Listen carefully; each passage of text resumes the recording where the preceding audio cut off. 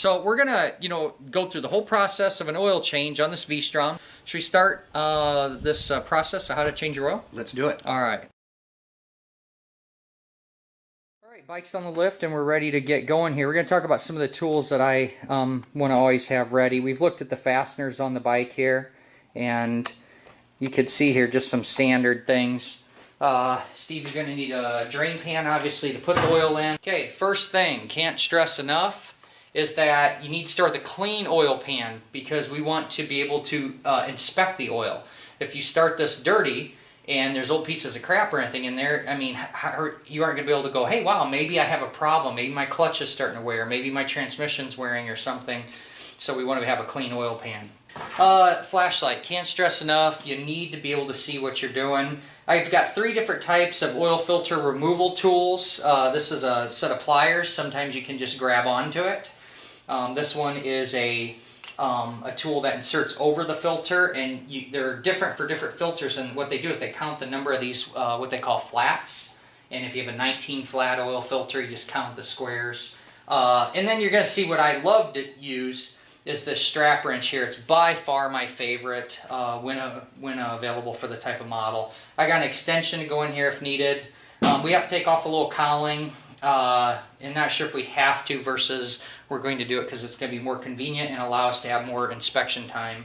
I got some paste here that I always put on my drain bolts. You'll see that when we get to that. Oil filter drain, bolt removal tools, oil filter, quarts of oil, and then a torque wrench so that we can do the job appropriately.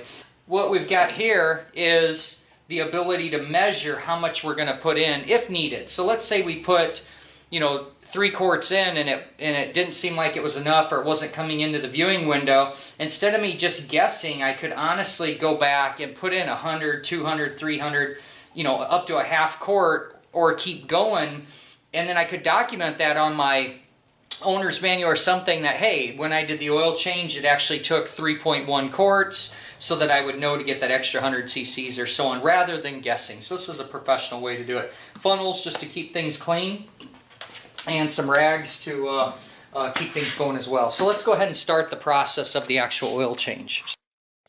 Steve's removing that little cowl right now with this Allen key wrench. It's a 4mm Allen, 4 bolts. Slip it off, organize it, set it to the side. Now that we're at this point, we can start to see here, obviously our goal is to get the oil filter off. They put it in a wonderful spot in that drain plug. Before you go sticking your drain pan under here, I go ahead and knock the bolt loose first. Go ahead and remove that. Okay, that's good. We're loose. Now we're going to go ahead and get our oil pan underneath there. See how easy it is when you start going upside down on stuff, how it flips on you? Oh, absolutely. It's really easy to strip stuff. So you can see there, just the way that was hitting, it was splashed out of the pan, so being prepared to move things around where you need it. There's no mandatory place for this oil pan. One thing you want to think about is if you start right here, as this goes to finish, it can start to come out of the pan. So try to have yourself a good amount of pan all the way around this. A lot of times, just by poor design, it'll hit an exhaust and drain off. Then you could use cardboard or something to deflect it. A piece of plastic. Cutting board, an old one that you're disposing of, is a great way to make a little nice deflector. Okay, so we're going to let the oil drain. Hey, another point I'll make sure I want to have in this video is that our engine is fully warmed up. We just went on a 30-mile ride. It's good and hot, and we're changing the oil so it's warmed up there. So let's move our attention now while that's draining. We're going to go ahead and get the oil filter off, and I'll show a couple different ways that we can do that. Alright, Steve-O, I'm going to show you a couple different types of oil filter removal tools. We got this set of pliers here. This one would probably work fine on this to grab around and crank the oil filter off, so that's one way. The other quote-unquote redneck way to do it, put a screwdriver through it, like if it's seized or stuck or stripped, and you could get it off that way by piercing it. This is what I talked about the flats, so we can take and match up the right size filter, which this happens to be it. The strap wrench by far is my favorite, because what we're going to do is we're going to get it on here, and we got to think, and we can loosen or tighten with this, so we can remove and install. So since I want to loosen it, I take and start to move this in the loosening position, and what's going to happen is it's going to wrap around that oil filter, and as you keep tightening, it just gets tighter and tighter and tighter on there, and it's going to go ahead and pull it off. Now I like to get them down at the base here. I usually have pretty good luck being able to get the oil filter removed. It helps to keep some light pressure on the strap wrench as you're spinning that around, and you'll see you just kind of keep readjusting it into place as it hits the exhaust pipe. You just take off a little tension, roll it back around, and reset. All right, we're going to go ahead and check the oil. Now you could put a funnel and a screen in here, depends how crazy you want to get with it. I'll show you most of the thick stuff is going to, you know, if there's any big problems, it's going to stay at the bottom here. So if I saw a bunch of chunks or anything really shiny coming out of there right now, I would stop and get a filter. All right, we're going to talk real quickly about the metal filings in the oil. You can see here, we talked about how we just got a couple of little tiny pieces of the shiny substance. We put a magnet on there and see that it does not magnetize, which means it's aluminum. Could be just casting flash, possibly some clutch plate material. There's just nothing to worry about. A little bit of this is just completely normal. You got a motorcycle at 15,000 miles. If you had a bunch of brass in here, you'd be concerned that it's some type of bushing from the transmission. Maybe if you have some bronze material or whatnot in the crankshaft bearings, camshaft bearings, or bushings. And if you had chunks of steel, you'd be really worried. That could be transmission gears, primary gears, things like that. So you really want to look for any metal that's in here. If you're not sure at all, save this, take it to your dealer, and they can give you a more detailed explanation of what they think could be the problem with your motorcycle. So there's a really good tip on that. On the drain bolt here, the first thing I want you to notice, Steve, is this crush washer, okay?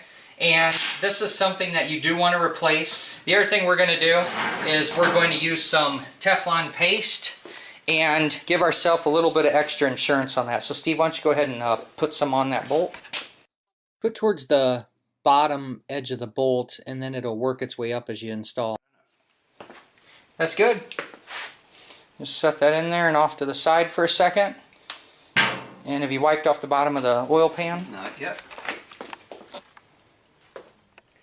Okay, so he's going to get that wiped off. What's that little string hanging there? Piece of junk. Okay. Road debris. Okay. All right, while you got that rag in your hand, do the oil filter mount. And what you're looking for there is make sure the old gasket from the filter didn't stick on there as well. All right, so he's going to thread that drain bolt up there. And while he's doing that, I'm going to help him set up a digital torque wrench here.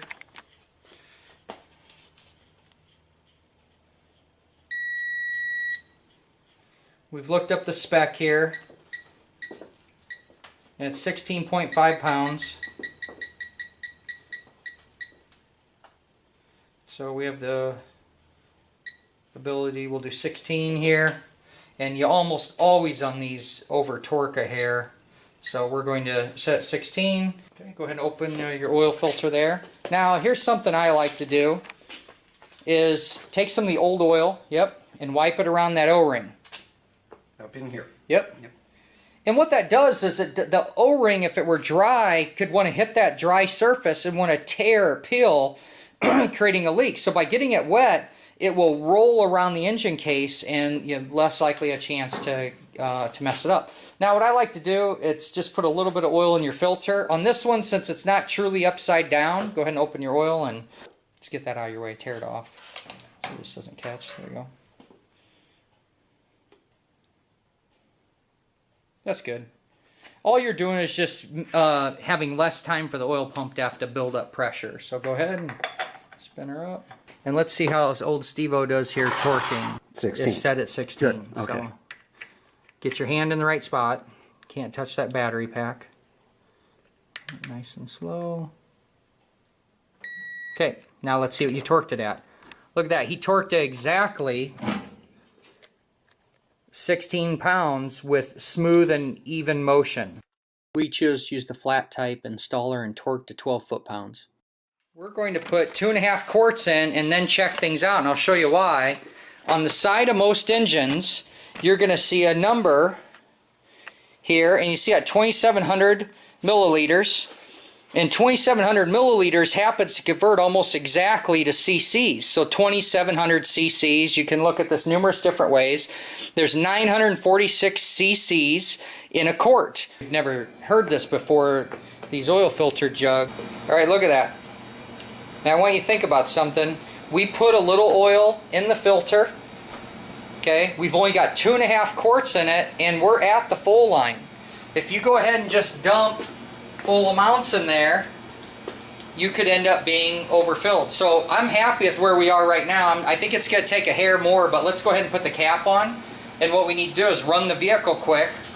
Okay, we're going to fire up the bike, and this is something that is important. Okay, see our oil light indicator? Steve, go ahead and pull the clutch. We're going to start the bike. If that light doesn't go out in a few seconds, shut it off. Okay. There's two things we're looking for here on any motorcycle. Number one, when you turn the key on, you want to see that light. If and that light doesn't work, you would never know without hooking up a gauge. So this is a very, very important indicator. This only shuts off at a very low oil pressure situation, but you need to know that it's functioning, which it is for us. Hi, kitty! Kitty! We're just above the L line. On metric motorcycles, I did a video on this in my other Every Mechanics playlist. On all your almost 99.999% of the time, metric vehicles between these two lines is half a quart.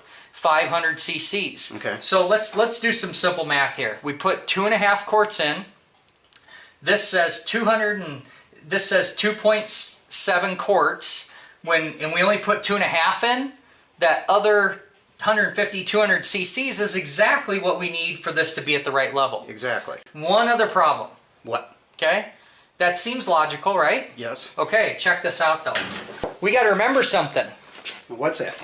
We're not level. We've got the bike in the air. Correct. Per the owner's manual, you're to check the oil level with the bike level. By jacking that up in the air, what'd that do to the oil level? It made it higher than it probably really is. It made it forward. Yeah. So this is not the ideal situation. I would say it probably moved, what, 100 cc's? A little bit, yep. You know, I mean, if anything, but it's just the right way to do it is this way. So we're going to go ahead and correct the oil level. This 500 milliliters, we'll find out that should fill up. There's 946 in a quart. Hey Steve. What? You did pretty dang good. Okay. You put in right almost exactly half a quart. So you did a great job. Thank you. I'm going to go ahead here though, and I'm going to just add 200. Just to see how that makes that line move? Yep. That 2.7 on this really worked well. We got a nice good level oil line now. I'm going to get the cap on here.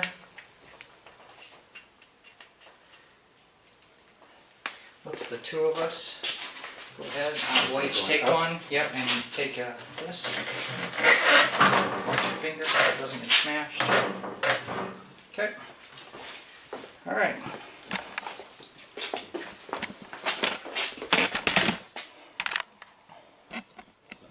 All right, let's go ahead and reinstall your cowl.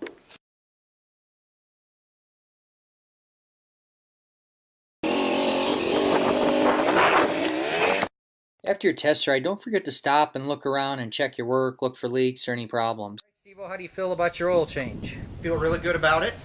How would you rate your training experience here? You are not a robot. Yeah, you are not a robot experience. I give it a A+. Great. Very detailed, very informative, step-by-step process. I feel confident enough to do it by myself, but I definitely want someone to look it over after the fact. Sure. What about your new tool that you have in your toolbox? What's that? The new tool is this video that Awesome. I can refer to into the future, and everybody else out on YouTube that is watching. Awesome. I mean, because we see so many of these bikes out there. That's right. That's an inside These joke Vstroms between are a dime a dozen. our Sturgis trips here. But Well, Steve, that's awesome. I really hope you had some good takeaways from this, just as far as the things you do as being a mechanic and good practices, and you can use me in the future. Absolutely. All Thank right. you. Hey, everybody, make it a great day, and thanks for tuning into the channel. Here is your Vstrom oil change instruction video. If you like what you see here, would you please share it? I'd love you to keep my platform going here on technical education and the ways to be great in your craftsmanship. So keep on wrenching, and we'll see you again in the future. Thanks for being a subscriber and follower of the channel.